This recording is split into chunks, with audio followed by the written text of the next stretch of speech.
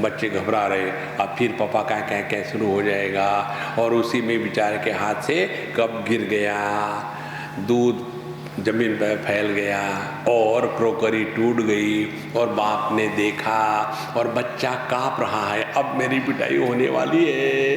तो बाप उठा, उठने के बाद बेटा कहीं लगा तो नहीं, कोई बात नहीं, हम ठीक कर लेंगे, never mind, okay, go and take bath. बेटे को लगता है something is wrong with my dad, आज इनको क्या हो गया, ये ऐसे मनुष्य के जैसा कैसे व्यवहार कर रहे हैं, नॉर्मली ये भोगते हैं, आज बोल रहे हैं, क्या बात है।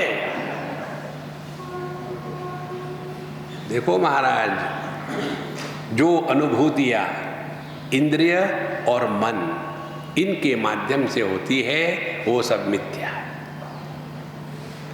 तो इसका मतलब है हम जो वेदांत चिंतन कर रहे हैं ये भी मिथ्या है 100%। ध्यान से सुनना, पंचदशी में विचार आता है, इसको कहते हैं संवादी भ्रम। ये भी भ्रम ही है, लेकिन ये संवादी भ्रम है। दो प्रकार के भ्रम होते हैं, विसंवादी भ्रम और संवादी भ्रम। देखो उसमें उदाहरण आता है, कहीं दूर अंधेरे में कहीं पहाड़ी में दो जगह से दो दिव्य प्रकाश दिख रहे थे। तो दो आदमी को लगा कि वहाँ किसी ने हीरा रखा होगा, इसीलिए प्रकाश आ रहा है। मंदिरों में बड़े हीरे रखते हैं लोग। तो दोनों चल पड़े।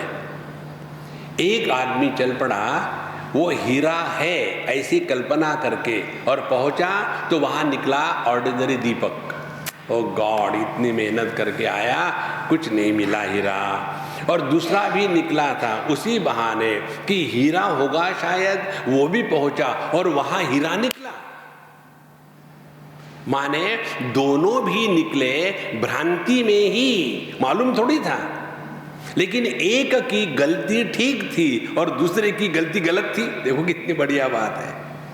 इसी प्रकार से सपने की एक घटना, वो भी तो सपना ही है ना,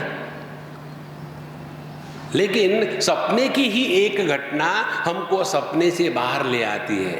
सपना यदि मिथ्या है तो ये सपने की घटना हमको सपने से बाहर कैसे निकालेगी? यही तो सौंदर्य है।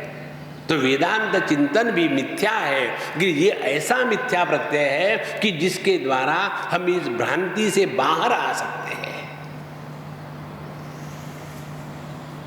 देखो महाराज, जब इस चिंतन में व्यक्ति लग जाता है तो एक ही साधन चलता है।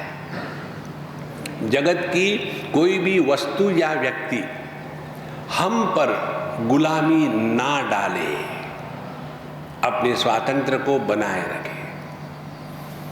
जीवन का जो पूर्ण डिपेंडेंस है, परावलंबन है, वो एकदम खत्म हो जाता है। फिर ऐसा व्यक्ति ना किसी का दोस्त है, ना किसी का दुश्मन है, ना उद्धव का लेना है, ना माधव को देना है। चरैवेति चरैवेति। इसीलिए जो वेदांत के निष्ठा के संत महात्मा होते हैं उनको ये कभी चक्कर नहीं होता मरने के बाद मेरी समाधि होवे, मुझे काशी में ही मरना है। कबीर जी कहते हैं काशी में ही मरना यदि मोक्ष का कारण है तो राम के नाम में दम ही नहीं है। राम का नाम तो वो है कि चाहे कहीं भी देह पड़े प्रभु के पास पहुंच जाएंगे। और यदि हम ये कंडीशन लगाए कि काशी में मरने वाले ही केवल स्वर्ग जाते हैं तो राम के नाम को तो हमने एकदम पंचर कर दिया है। देखो, इसीलिए वेदांत चिंतन जितना सूक्ष्मता से होगा अपनी दृष्टि में परिवर्तन होगा। दृष्टि में जब परिवर्तन होता है तब दर्शन बदलता है,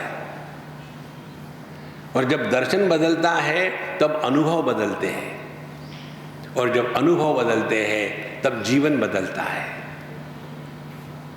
देखो, इसलिए यह जो वेदांत का चिंतन है, एक एक जो सिद्धांत है हमारे शास्त्र के, उन सिद्धांतों को लो और उसके ऊपर चिंतन करें।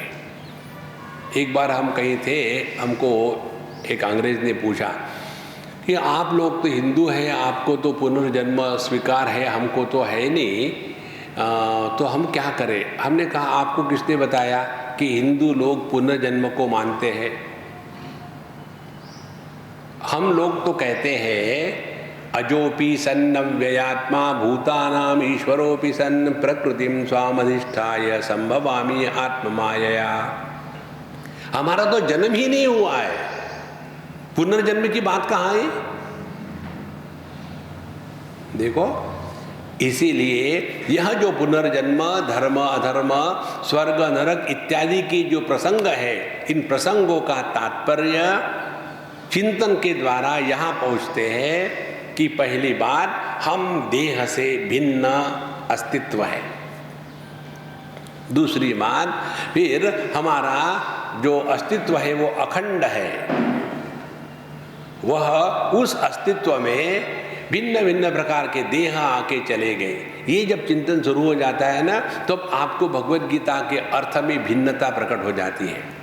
नॉर्मली लोग जो उदाहरण लेते हैं, वासांसि जीर्णानि यथा विहाय, जैसे पुराने कपड़े को आदमी फेंक देता है, नए धारण करता है, उसी प्रकार से आत्मा भी नए कपड़े, नया देह धारण करता है। और इसीलिए पर हेड वन सोल, जैसे पर शू वन सोल होता है, उसी प्रकार से पर हेड वन सोल। ये गलत है, ये ठीक नहीं है। देखो महाराज,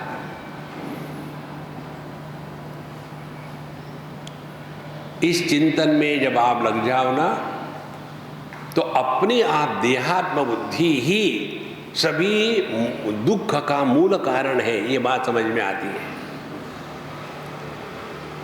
और जहां देहात्म बुद्धि खत्म हो गई, दुनिया गायब। गायब माने कैसी?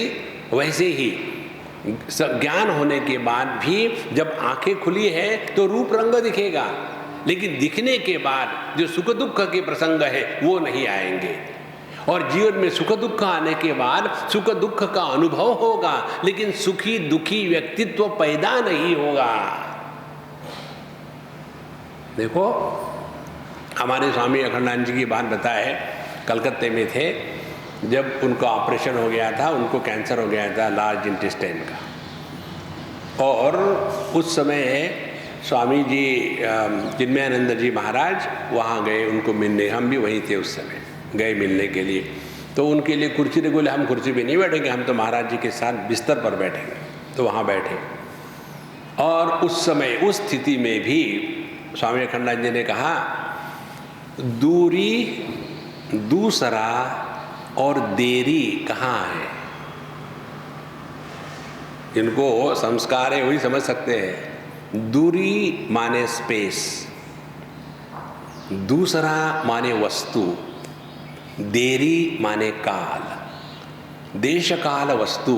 ये केवल मन का प्रक्षेपण है, वास्तविकता नहीं है ये। देखो संतो, और यह देश काल वस्तु का जो बोझा है ना, इसी बोझे को कहते हैं देहात्म भाव। जहां देहात्म भाव खत्म हो गया, वहां ना तो हम स्त्री है, ना पुरुष है, ना जवान है, ना बूढ़े हैं, ना गुजराती है, ना बंगाली है, सब खत्म हो गया। देखो, तो ये जो बोझा है, ये बोझा देश काल वस्तु इन तीन चीजों का है, और तीन चीजों का बोझा आ जाता है देहात्म बुद्धि से। देखो महाराज, इसीलिए यह अत्यंत आवश्यक है कि हम 24 घंटे में जो जीते हैं उसमें कितने समय तक देहात्म भाव से रहित होकर के रह सकते हैं, इसका अभ्यास करना। तो कैसे अभ्यास करना है, इसका ध्यान से सुनना। भगवद गीता के 6वें अध्याय में इसका वर्णन आता है। भगवान कहते हैं वहाँ, जितात्मनः प्रशान्तस्य परमात्मा समाहितः शीतोष्ण सुख दुखेषु तथा मानापमानयोः। परमात्मा समाहितः, उसको तो कन्हैया मिल